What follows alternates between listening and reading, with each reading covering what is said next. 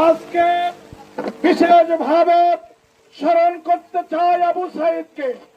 এ কারণে যে 1 বছর পূর্বে এই গণ বিপ্লবের সময় বুকের তাজা রক্ত ঢেলে দিয়ে প্রমাণ করে এই বাংলাদেশের মূল্য তাদের জীবনের চেয়ে অনেক বেশি।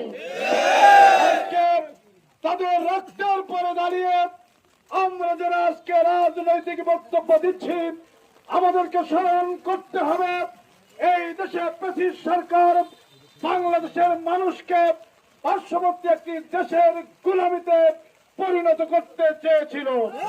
শুধু তাই নয়, তারা এমন ভাবে পরিচালনা করেছিল, আংশিক গণতন্ত্রের কথা বলে উন্নয়নের বুলি করছে বাংলাদেশকে একটি শ্মশানে পরিণত করেছিল। লুটপাট, গুম, খুন, ভোটাধিকার হরণ, স্বাধীনভাবে মানুষের মতামত প্রকাশের অধিকার হরণ এবং ব্যাংক বিমা সব লুটপাট করে বাংলাদেশের রিজার্ভ ফান্ডকে তলানিতে ঠেকিয়ে দিয়েছিল। আমরা বাংলাদেশকে দেখেছিলাম, সেই সময় বাংলাদেশ এমন একটি কারাগারে পরিণত হয়েছিল যেন প্রত্যেকটা গ্রাম, প্রত্যেকটা মহল কারাগার।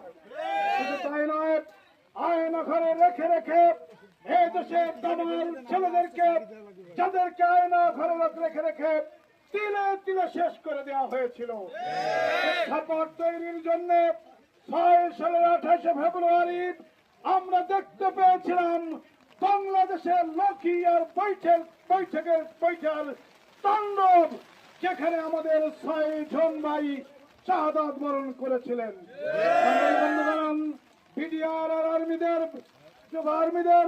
মধ্যে লাগিয়ে দিয়ে বিডিআর বিদ্রোহের নামে এদেশের 27 জন নওজওয়ান দেশপ্রেমিক, যারা বাংলাদেশের স্বাধীনতা সার্বভৌমত্বের অতন্দ প্রহরী, তাদেরকে সেদিন বিশেষ পরিকল্পনায় হত্যা করা হয়েছিল।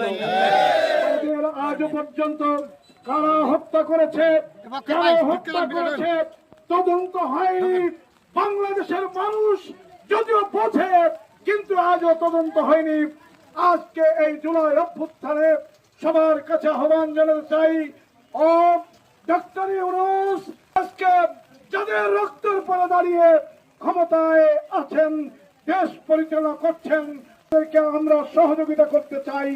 আপনাদের কাছে আজকে দাবি করছি, কারা এই 57 জন এই আর্মি দেশপ্রেমিক আর্মিদেরকে হত্যা করলো, তদন্ত করে ব্যবস্থা নিতে হবে।